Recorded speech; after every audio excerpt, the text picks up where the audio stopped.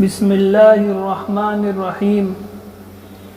حضرت ابو ہریرہ رضی اللہ تعالیٰ عنہ فرماتے ہیں کہ رسول اللہ صلی اللہ علیہ وسلم نے ارشاد فرمایا، جب کوئی بندہ دل کے اخلاص کے ساتھ لا الہ الا اللہ کہتا ہے تو اس کلمہ کے لیے یقینی طور پر آسمان کے دروازے کھول دیے جاتے ہیں، یہاں تک کہ یہ کلمہ سیدھا عرش تک پہنچتا ہے، یعنی فوراً قبول ہوتا ہے، بشرطے کہ وہ کلمہ کہنے والا کبیرہ گناہوں سے بچتا ہو۔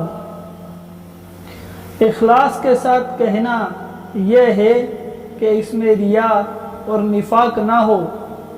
کبیرہ گناہوں سے بچنے کی شرط جلد قبول ہونے کے لیے ہے، کبیرہ گناہ یعنی بڑے گناہ، اور اگر کبیرہ گناہوں کے ساتھ بھی کہا جائے تو نفع اور ثواب سے اس وقت بھی خالی نہیں، یعنی اگر گناہ ہو جاتے ہیں انسان سے اور اگر یہ کلمہ پڑھ لے تو وہ نفع اور ثواب سے خالی نہیں ہے۔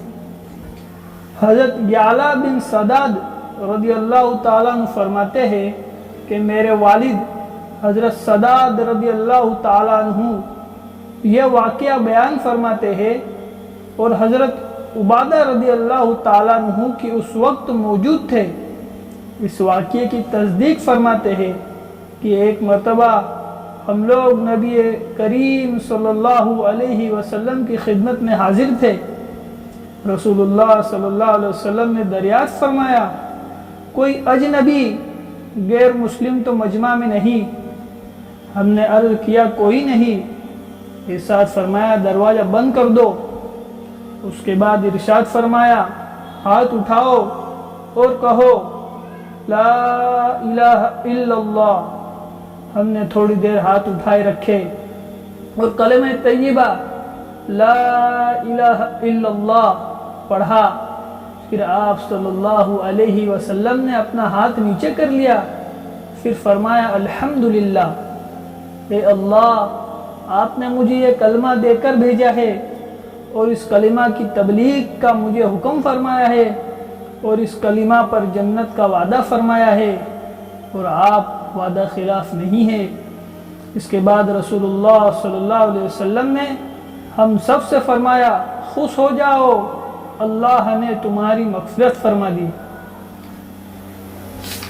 حضرت ابو ذر رضی اللہ تعالیٰ عنہ سے روایت ہے کہ نبی کریم صلی اللہ علیہ وسلم نے ارشاد فرمایا، جو بندہ لا الہ الا اللہ کہتا ہے اور پھر اسی پر اس کی موت آ جائے تو وہ جنت میں ضرور جائیں گا۔ میں نے عرض کیا، یعنی حضرت ابو ذر رضی اللہ تعالیٰ عنہ نے عرض کیا، اگرچہ اس نے زنا کیا ہو، اگرچہ اس نے چوری کی ہو؟ آپ صلی اللہ علیہ وسلم نے فرمایا ہاں ابو ذر، اگرچہ اس نے زنا کیا ہو، اگرچہ اس نے چوری کی ہو۔ پھر دوسری دفعہ میں نے عرض کیا، اگرچہ اس نے زنا کیا ہو، اگرچہ اس نے چوری کی ہو؟ آپ صلی اللہ علیہ وسلم نے ارشاد فرمایا ہاں، اگرچہ اس نے زنا کیا ہو، اگرچہ اس نے چوری کی ہو۔ میں نے پھر تیسری دفعہ عرض کیا، اگرچہ اس نے زنا کیا ہو، اگرچہ اس نے چوری کی ہو۔ آپ صلی اللہ علیہ وسلم نے تیسری دفعہ فرمایا ہاں اگرچہ اس نے زنا کیا ہو، اگرچہ اس نے چوری کی ہو۔ ابو ذر کہ الغرض وہ جنت میں ضرور جائیں گا۔ الغرض عربی زبان کا ایک خاص محاورہ ہے، اس کا مطلب یہ ہے کہ اگر تمہیں یہ کام ناگوار بھی ہو اور تم اس کا نہ ہونا بھی چاہتے ہو تب بھی یہ ہو کر رہے گا۔ حضرت ابو ذر رضی اللہ تعالیٰ عنہ کو حیرت تھی کہ اتنے بڑے بڑے گناہ کے باوجود جنت میں کیسے داخل ہوں گا، جبکہ عدل کا تقاضا یہ ہے کہ گناہوں پر سزا دی جائے۔